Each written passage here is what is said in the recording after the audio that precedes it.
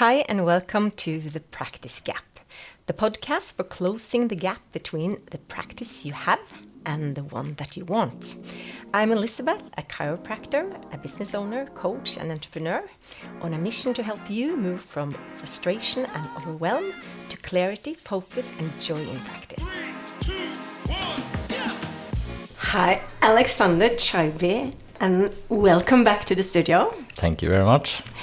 We are now going to dive deeper into both communication and research and a lot of other things. Let's start by, could you tell the audience a little bit about your research? I can. My PhD, which I did at the medical faculty at University of Oslo, was on headache disorders, primarily migraine, but I did also research on tension-type headache and cervicogenic headache. Delivered that thesis in 2016. I defended the thesis in 2017, I think.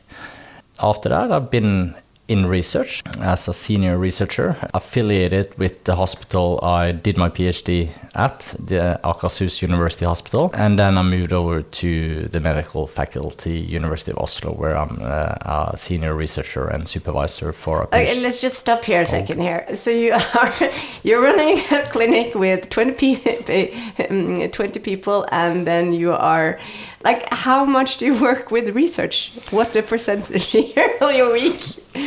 I also believe you have some kids. Yeah, also. Yeah, I do. Two. With 1.5 years between them. Now you need to be strict on time. Otherwise, you don't have any chance at all. But I do work reduced at the clinic. I don't work. How many percent? Maybe around 22 hours with patients, and which is about 50% of the week with patients. Yeah. And then how much on the administration of the clinic? Yeah, that's a little bit as well. And then I do research every week. Yeah. At least 2 days a week. I do a little bit. But it goes a little bit up and down because sometimes it's really hectic with deadlines, etc. And then you need to work a little bit more. Like during my PhD, I did work a lot of weekends, many weekends. Otherwise, I didn't have a chance. And with small kids at the time, I also had to drive up to the hospital to work there. I could not sit at home. What made you choose to do a PhD? I don't know. I think the reason why is that I've always fancied research that contribute. It needs to have a meaning, a clinical implication. Otherwise, I find it often a little bit boring and meaningless. Doing a PhD, you really go into the depth of the topic. I did know at the time that the methodological quality of the papers that was published had shortcomings. And I thought and believed, I still believe, that we could close those shortcomings and improve chiropractic research, and that was the main target. How has doing research on that level that you have changed the way you practice? It's definitely changed my communications towards the patient. Could you give us some examples? For example, I can talk with more authority and credibility because I've actually read the paper. And I can also, the thing is, it's not with me, but it's in general, the better you know something, the easier you can explain it. And that has probably helped me a lot. Knowing a topic or subject really good, I have a tendency to simplify. Okay, so if I'm a patient, come to you, Aleksander, I've had headaches all my life. I've tried everything. I don't know what to do. Can you help me? Yes. The first thing I would do then is just ask them some general questions. So that takes about 2 minutes. So then I can start closing in the questions that are really important for diagnosing, because there is 300 headache diagnoses. And I need to just exclude all the serious secondary, and you do that easily by asking them, do you have a day without headache? If they do, there's no tumor, because that presses on the meninge, and it just progresses. There's no bleeding because that's the same. The bleeding just expands and then presses on the meninge and then it causes headache. And there's no meningitis, I think the English word is, because they are not able to communicate and they have fever spiking 40. So that's 250 plus out. Okay, good. So all of you, just remember to ask, do you have any days without headaches? Crystal clear days without. Crystal clear. Yeah, and follow up that question with, from you wake up until you go to sleep, there's not 0.2 on a 0 to 10 scale, pain scale headache. There's nothing. Your head is perfectly clear. That's a crystal clear headache. So a follow-up, okay, so I just asked you, do you have any days without any headaches whatsoever? So from the day you wake up, 8 o'clock and go to bed at 10, there's not even a little tiny bit of something reminding you of a headache. Okay, then 250 diagnoses out the window. Yes. Perfect, thank you. Then we need to ask them a little bit if they've had a diagnosis and if that was done by the physician or a neurologist, because there's a more diagnostic certainty with a neurologist with experience in headache. So if then I say, well, I have my headache comes with stress and I think I have a migraine because my dad has a migraine and I've read a little bit about it on the internet, it looks like that. Yeah, then I would say, then I know from research, if the patients say they have migraine, they are 95% correct. Yeah. So I know that then. So, all right, let's have migraine on the diagnosed list until proven otherwise. Then I will ask them if they've tried specific migraine medication. If they say yes, and they have responded, then that diagnosis is set. But we're not finished there, because some people or patients have multiple headache diagnoses. So you need to address all of them, because there's different approach for different headache. And then I'll just continue and until I have 1, 2, 3, or even 4 headache diagnoses. And then I go into medication use, because there might be some improvement there, and it might be something they haven't tried, which could help. Or sometimes the headache diagnosis is wrong, and we need to contact the physician to address the diagnosis and maybe change it and change the prophylactic strategy. So you figured out to have some kind of migraine slash and also stress headache. So now you are going to explain to me how you can help. Why should I get treatment by you? Yeah. If you have stress headache, which we call tension type headache, I tell the patient that tension type headache is like a puzzle. There's a lot of pieces, and one piece is the work environment, one is the family, one is children, one is all the money we lost on stocks, the other one is bad hair day, and the list goes on. Everything from A to Z. And sometimes the puzzles are put upside down. And because if we look at the definition, now I'm talking to you as a patient, Elizabeth. I'm the patient here. Yeah. If we look at the definition for tension type headache, here's the definition. It's a neurological disorder with central and peripheral mechanisms involved. And to translate that for you, that's like when you gamble. In Norway we have tippekupongen, that's a football game. It's either home victory, draw, or away victory. And if you pay enough, you can put a cross on all of them. So that's a definitely win on that game, and it's 12 games, and we call that helgradering. So you cover yourself on all the results, because if you define tension type headache as a central or peripheral mechanism is involved, you basically are saying that we don't have a clue. So if we don't have a clue, it's not life-threatening. We know that it's one medication for chronic tension type headache you can take every single day.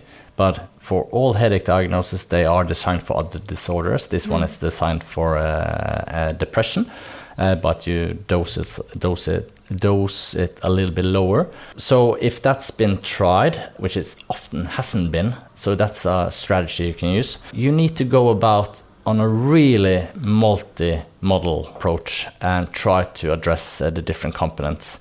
But again, you need to build up the credibility for the patient so they can explore different strategies, maybe cognitive strategies alone or with a psychologist. They need to change their exercise routines, because every change is good for the body. So I don't really care what they do. I want them to change anyway.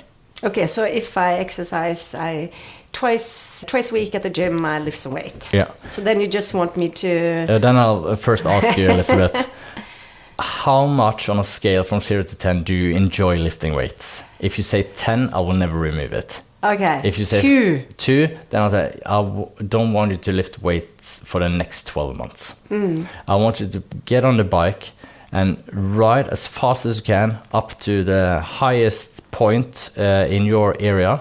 And then I want you to ride really quickly down, at least once a week. I want you to beat your time on the downhill every time with 0.1 or 1 second. Doesn't matter for me. So it's up to you how slow you go the first time. But you need to beat it every time. The reason why I do that is because I want to stimulate the patient's achievements. And by doing so, you release all the fantastic hormones.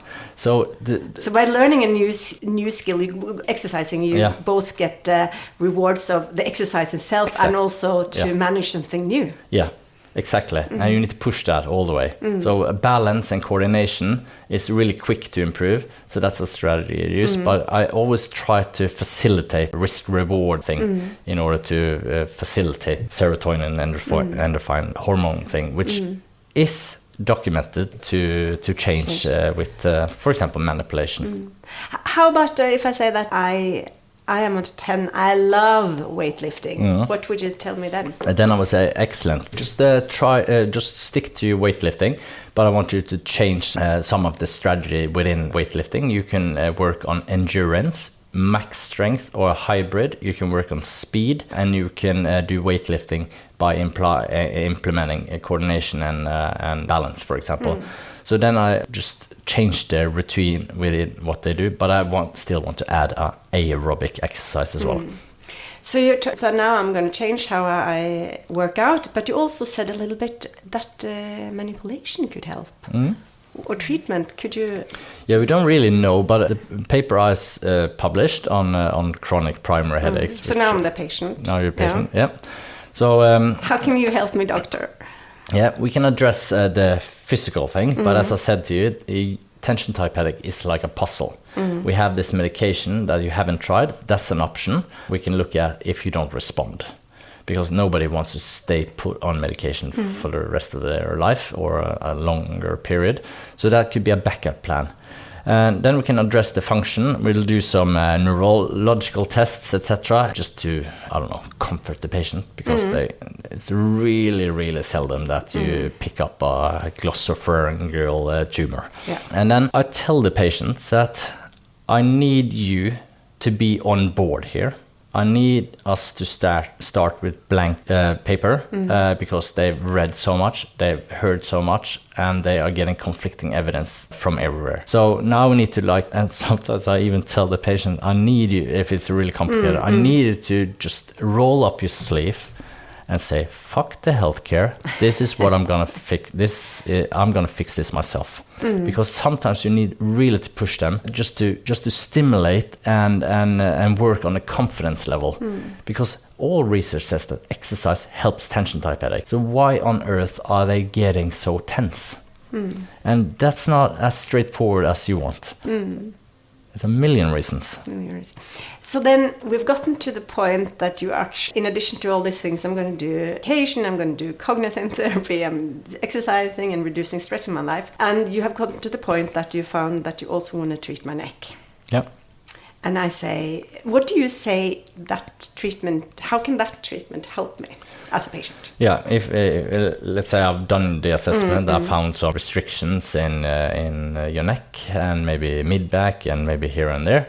And I said, all right, we have some findings, that's good, because then we have something to work on. If your body was perfectly fine, I would scratch my head and wonder what to do. Yeah. So that's good. Okay, so I think we're going to start off with treating your lower neck today. And then I'll see a panic attack in your face. And then I'm super scared, and I don't want you to really... I'm scared of somebody touching my neck. Okay, have you had any experience with this before? No, but I did watch YouTube. Yeah, all right. I get goosebumps from YouTube as well. That's yeah. not how it should be done. It's crazy and should be prosecuted. So that's not what we do here. But we need to improve the function. And then I'll show again on the patient. So you see, if I move your neck to the right, for example, you feel a hard, stiff feeling at the end, and the softer one on the other side. That's a restriction. So if we can release that, so the softness is on both sides, that'd be perfectly fine. Okay, so if I'm soft here, so what I feel then it's stuck, that's the movement of the... So basically, I'm going to place my index finger on your lower neck. I'm going to have your head rest on my chest, and I'm going to make a small push in. And just to help you a little bit, I'm going to do everything until the small push, and I'm going to move away, get in front of you, and ask you how that feels. Okay. So then you get a feeling of what's going on. So I'm never going to surprise you on anything.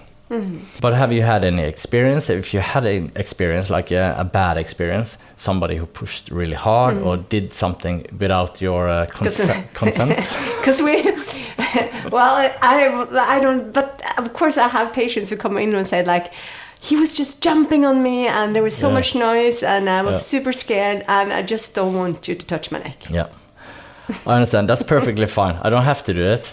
But then I think the treatment will take much longer. In terms of safety, it's actually much safer to get a neck manipulation by a chiropractor than walking from here to the underground. And now I can lean on my research, but not everyone can. But if I was not a researcher, I would say there's actually been a lot of research on safety on spinal manipulative therapy. We've done all the orthopedic and neurological tests. It's all clear. You're not in the age group, and but it's all up to you. I cannot force you. I can only help. Well, thank you. I think I'll go for that. So how many times do I have to come back, Doc? Well, that's a good question. We need to again at the puzzle. It depends a little bit on your response and how much you work with yourself, because the responsibility is on you. It's not on me. I'm more a consultant. So I have to start with myself again? Again. But now we're going to shake it up a little bit and centrifuge you. Okay. And we're going to celebrate all the victories. So if you get another day without headache, I want you to crack a bottle of champagne and enjoy the glass and take it, really just celebrate. But when you have a setback with stronger headache, I want you to try to just ignore it. But another thing that, in terms of your question, how many times, because my previous mentor also always said that pain is not a good parameter for monitoring effect or anything, because pain is the last symptom that comes in the injured tissue area. But luckily, especially luckily for chiropractors, because we have a really low number to treat to get relief of pain. Pain is the first thing that removes, but that's not synonymous with stability or improved function or improved quality of life. Then you need to address the puzzle as well. But spinal manipulation is a really valuable and strong tool to get through, because it's so visible, it's so invasive for the patient that you get a really kickstart. But it has a huge effect on the neurological system. It has a huge impact on the cortex. We know that from research. So yes, it has its place, but in complicated chronic cases, you need to address a lot of other stuff. When you meet physiotherapists or medical doctors in the research field and at the hospital, what are their, when you tell them you're a chiropractor, what are their, when they're skeptic, what are some reactions you get? That could be like it's pseudoscience, bone crackers, killers, everything. There's everything from A to Z. But how do you meet it? How do you meet I was a little bit more provocated before, I think, than I am now. But like the neurologist I do research with still, he always says that it's so much easier to criticize than to produce. Just always know that, Alex. And I lean myself a little bit on that because people who criticize, they probably never produced anything. Because if they have produced a solid, randomized controlled, placebo-controlled clinical trial, they know and don't want to mess with another person who's done the same because it's so hard. But you can start off by saying, do you know what a chiropractor is? Do you know that it's a profession that involves diagnosis, intervention, and follow-up, and communication with other healthcare professionals? Do you know that they have a 5-year university degree in Norway? Do you know that they are licensed therapists who are able to give sick leave, refer to radiology, including MRI and CT scan, or refer to hospital for operation? Do you know all this? No, I don't, normally they say. Because many people that criticize, they just automatically, I don't know why, put chiropractors and manipulation synonymous. It's basically like if I was blind and deaf and the only thing I did was crack and go on to the next one. I did not assess, I did not talk to the patient, I did not give exercise, I did not call the patient and ask how they felt, I did not refer for imaging, I did not write a notice to the medical doctor to communicate what findings were and what we are planning to do, and that I'm gonna give them a follow-up notice on the improvement or the process. It's just insane to listen to. But if you cannot explain the whole process every time, so I tend to lean on just ignore them. They never produced a single thing. But sometimes I've been in situations where patients have been taking too much medication, because medication overuse headache, that's a secondary headache, that's really rising on the global burden of disease. And I'm having and you should always expect medication overuse when there's chronic headache. That means 15 days or more with headache. Just expect medication overuse until proven otherwise. So if a patient comes in and say, I have at least 15 days, 15 plus, then in addition to the headache, you always also have an medication. Yeah, you just need to ask them. You need to really stare them straight in the eyes and ask them. You need to be honest now, because if you're not, and you have medication overuse, you're basically treatment resistant. Nobody can help you, not even my magic hands. That's what I say. That's a good one. Oh, here's a small medication question. How is opioid use? Do you have a lot of patients who are on Oxycontin? I have some, but maybe a handful that they are all overusing. Yeah. But it's not as common in Norway as it is in, for example, other countries. But in terms of to conclude on the other one, in terms of communication with medical doctors, because when I report back that the patient has clearly medication overuse that is overshadowing all the primary headaches, migraine or tension type, I have experienced a few times that the medical doctor has called me and really yelled at me and asked me who I am and how can I go about and interfere with this and this. And then I challenge the physician softly to begin with. And then if he doesn't respond, then I challenge a little bit harder. How does it, okay, so I'm the doctor, I'm just called you, it's like, how, you can't tell me what to do with my patients. Yeah. And then where do you start? Yeah, I start with the patient has a headache, as you know. It's not your fault that the patient has taken too much medication, but the headache frequency has just exaggerated up to daily now. And there's a really linear correlation with migraine medication or paracetamol or ibuprofen. So the diagnosis medication overuse is pretty certain, and the patient has sought other therapies as well without getting any relief from the symptoms. And the best treatment is no treatment. What do they say? They say you cannot interfere. And then I go about, just for your information, I have a PhD on migraine. I do research with the leader of the medication overuse classification, the guys who set the diagnostic criteria that you use for migraine tension type. I know what I'm talking about. The patient needs to detox for 2 months. It's your responsibility to guide. Otherwise, we need to send her to a neurologist. And then what the medical doctor does, this is a little bit cocky, okay? But sometimes I need to push a little bit. But I tend to have a softer approach, okay? Because I know that they don't like interference. But if you argumentation is good, and a little bit softer and a little bit humility that helps as well. I've learned that from Anders Fonden. You need to be a little bit more, more gentle in your approach. And Anders, he's beloved Norwegian chiropractor and medical doctor. He's a good consultant in terms of communicating to the medical professions.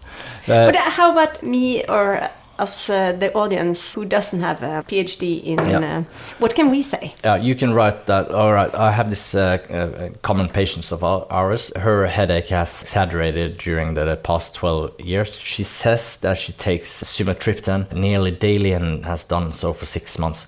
I suspect that the patient has developed medication overuse in addition to the migraine and tension type that you already diagnosed. According to the International Headache Classification Society, you could consider a detox for 2 months because the response is really good, 50 to 70%, and you can refer to the Aas-Jakobsen University Hospital study that was done on the medical doctor, like primary care physician offices. Is there a link I can put in the notes for this program? Yeah, we can find that and put it in. It's Espen Saxø Kristoffersen's PhD. He did that on detox in the medical offices and got 50 to 70%. You gain about 20% extra effect if you abruptly detox, but you can also have gradual reduction of medication, but abrupt is better. Perfect. Thank you so much, Aleksander. To sum up a little, I don't know if I can do this summary. The big things when you have a headache patients, do the big ask if they have any daily totally without headaches, and then all this, a lot of things are out the window. And then big take-home message is if you are headaches with tension and migraine, it's usually chronic. It's usually part of the puzzle. And then we have the nicely beautiful picture of the puzzle upside down, where you don't really know where the part is. And get your patients to switch your exercise routine, keep doing what they love and just change it, and if they don't like it, have them to do something else, to both create the thing that the happiness of managing new results, and also if we're going to treat you and work on it together, just get rid of all the things, all your common beliefs, and let's do it together. Start anew, celebrate wins like a day without the headache with champagne, and then if you have an extra day, just forget about it and move on, and we can do this together. And then if you treat patients with headaches, get up to date with the research and be aware of medication use. Be humble when you speak with others, and be sure when you are met with skepticism to ask if they know what a chiropractor is and if they know that they have all this education and knowledge. Does that sound... That sounds really good, and always make sure to tell the patient that we have the same goal. Yes, perfect. Thank you, Aleksander, for all your wonderful advice, and it was lovely to have you here. Thank you so much.